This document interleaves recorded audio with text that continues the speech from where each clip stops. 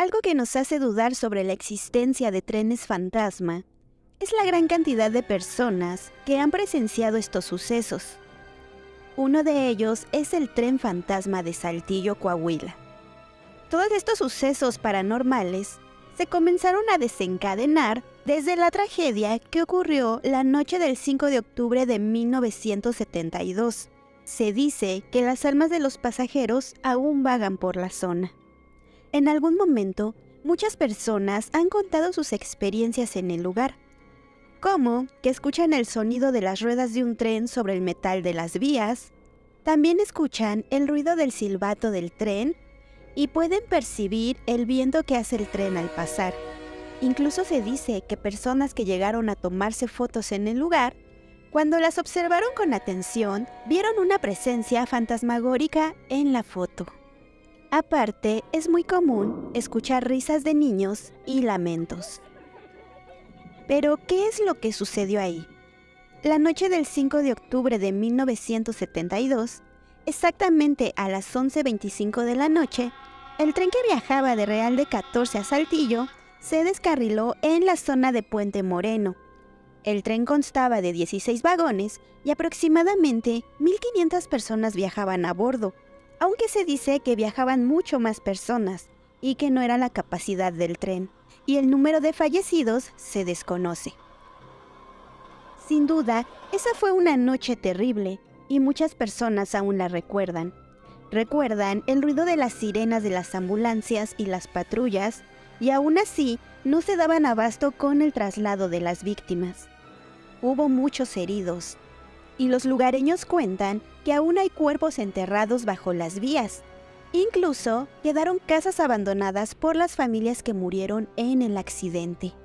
Una de las anécdotas más populares que la gente cuenta es la de un niño que espera el tren. Su experiencia la compartió un vigilante de la empresa de ferrocarriles.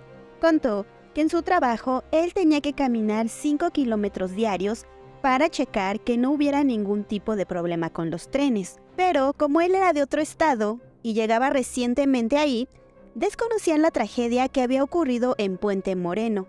En uno de sus recorridos por la madrugada, al lado de las vías, vio a un niño llorando. El vigilante se acercó al niño y le preguntó si estaba perdido.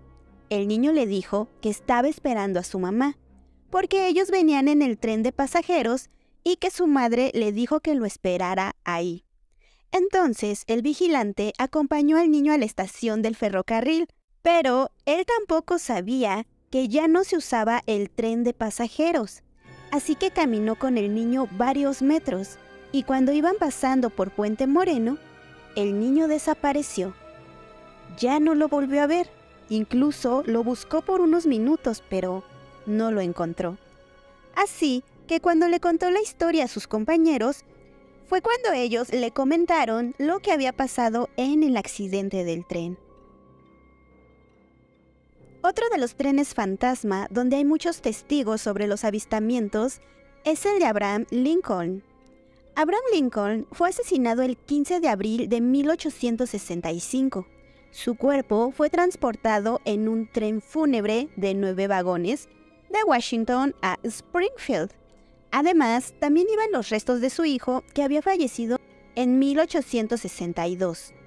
El tren llevaba el retrato de Lincoln y una corona de flores en la parte frontal. El recorrido fue por aproximadamente 444 comunidades, hasta que llegaron a Illinois, donde fueron enterrados. Y la historia cuenta que cuando llegó el tren, los relojes de la zona se pararon.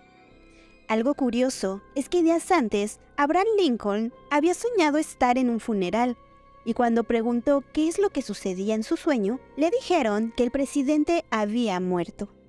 Otra historia que se cuenta es que su esposa estaba adentrada en el espiritismo. Desde entonces hubo avistamientos del tren fantasma haciendo el mismo recorrido.